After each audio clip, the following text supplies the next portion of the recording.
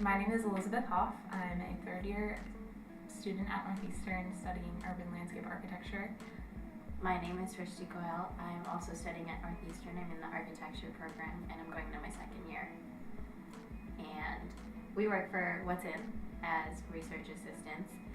So What's In is a research initiative that focuses on innovation in emerging urban living environments.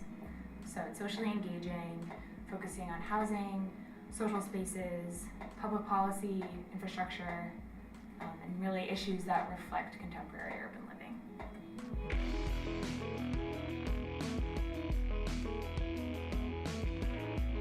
We were given the task to go and explore 6 neighborhoods of Boston. They were Austin, Brighton, Chinatown, Dorchester, East Boston, Roxbury, and Somerville. And we were trying to look at each of the 6 neighborhoods with a very critical lens that was also very unbiased because each neighborhood is very different. The 6 neighborhoods we're focusing on were chosen because of a heat map that outlines different rental rates in Boston. And these 6 neighborhoods are really where pricing is more at the lower end of the bracket. So focusing on those areas that are seen as the more non-conventional, what one would think of as downtown Boston. Last summer, our focus was on what it would look like to live in one as the end user. And this summer was really about finding where those could be situated potentially by looking at city-owned sites and amenity density coupled with our impressions of visiting the different neighborhoods. So East Boston was the first neighborhood that we visited. Our areas of interest were Central Square and Jeffries Point. So we chose those up as 2 kind of opposite ends of East Boston to kind of anchor our focus. So what we liked about East Boston was that it's actually separated from the rest of the city by the Boston Harbor. So that isolation sort of gives it a real community feel to it.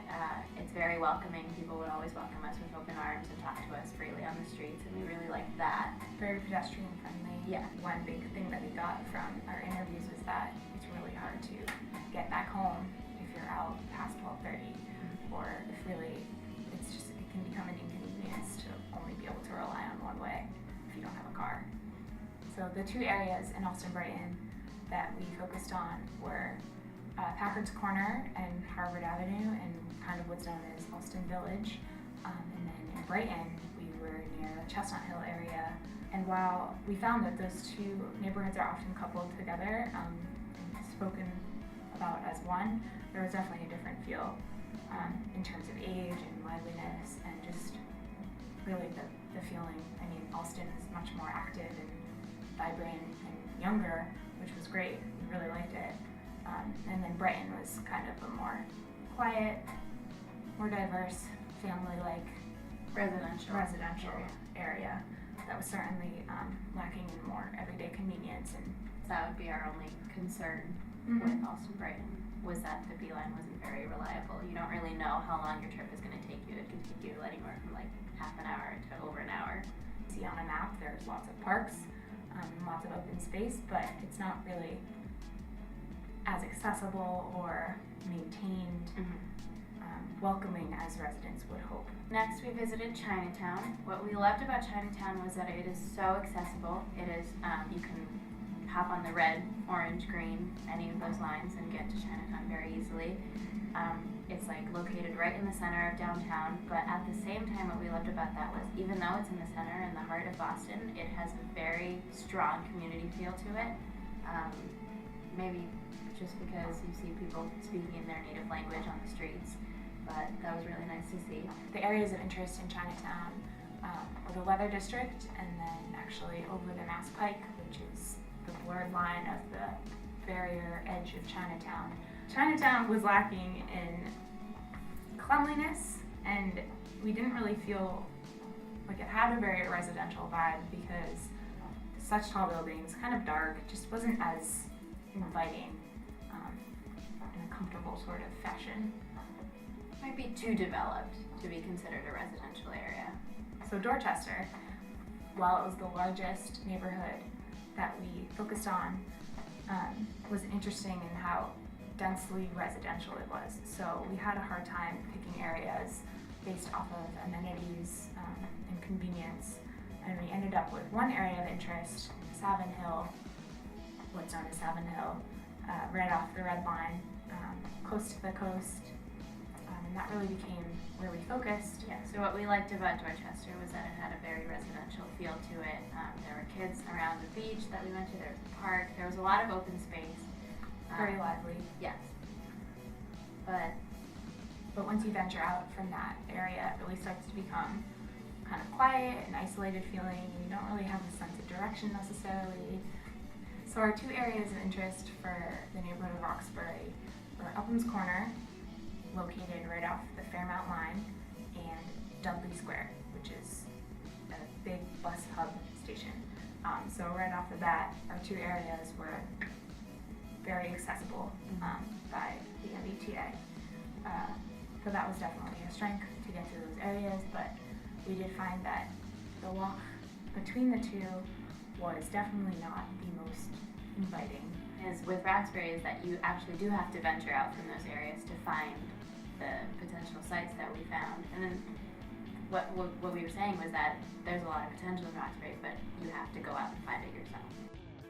I guess what's lacking in addition would be a sense of diversity. I think it was probably a factor in our feeling possibly uncomfortable at times. Roxbury, we found, didn't really have a very diverse demographic. Our one area of interest for Somerville was Union Square. We chose that because it was so densely packed with amenities, and that was actually where we sort of felt very strongly the community feel that it had to it. There were a lot of storefronts and restaurants and cafes. So Somerville, in comparison to some of the other areas that we visited, has a very local feel to it. Lots of small establishments and local businesses that, while are small, definitely were lively and had a lot of visitors and pedestrian-friendly areas. In addition to the pedestrian friendliness of Somerville, there's definitely a community feel. There are a lot of people walking out and about. It's certainly a factor of the lacking transit. There's really only 2 stops off the T that can get you to Somerville. There's the bus routes that go through the neighborhood itself, but it's hard to walk around if you're living far from those stops. So this year at ABX, we'll be displaying a lot of the findings that we had from this initiative this past summer. So since we were out and about in these communities every day, looking at them at different times, and really getting a real hands-on experience, the whole setup is going to be getting at this community idea and getting at the feeling of engaging all 6 neighborhoods in one space. And that's really what the quad is about. So the whole idea of the quad is to be socially engaging with our viewers, I would say. So in addition to our boards, we are also inviting people to come give their own opinions, their own perspectives on what we have to say, if they agree, disagree, how they feel about what we have found about the 6 neighborhoods. Although the research aspect of this part is done, we plan to, build on our sites that we've found, hopefully. So what we're going to do is we're going to reach out to the communities in Boston and in Somerville as well, and try to see if we can get any guidelines for future development, what the parameters are. Learn more about what other people think in terms of the potential that we saw, if that's universal for people who are already living in these neighborhoods.